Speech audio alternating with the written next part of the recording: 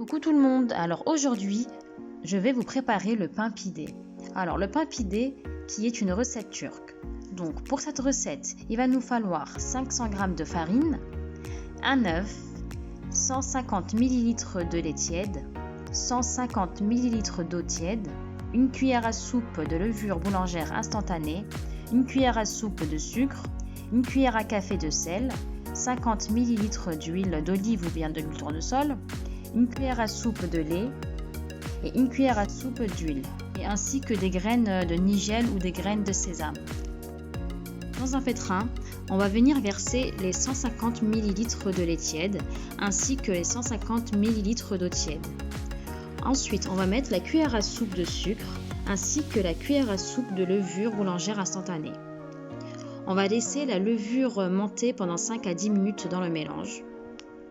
Une fois qu'on voit que la levure a bien monté, donc elle a bien gonflé dans le lait, on va venir rajouter les 50 ml d'huile. On ajoute le blanc d'œuf, donc on garde le jaune d'œuf pour la dorure du pain.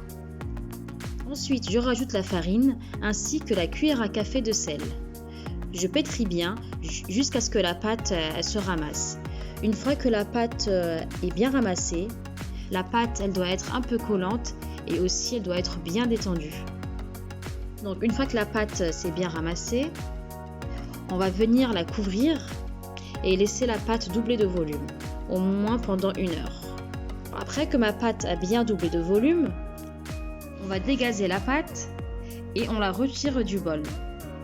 On va venir la diviser en deux, la rouler et on va faire la même chose avec la deuxième boule. Ensuite, une fois qu'on a bien roulé les deux boules, on va chercher la plaque de cuisson.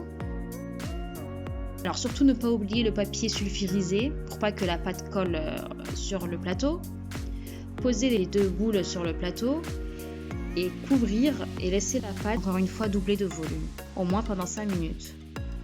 Une fois que mes deux pâtes ont bien doublé de volume, on va venir étaler les deux pains à la main. Donc je vais étaler la première pâte, essayer de faire un joli cercle. Que j'ai bien étalé ma pâte, je vais venir faire le mélange jaune d'œuf plus lait plus une cuillère à soupe d'huile.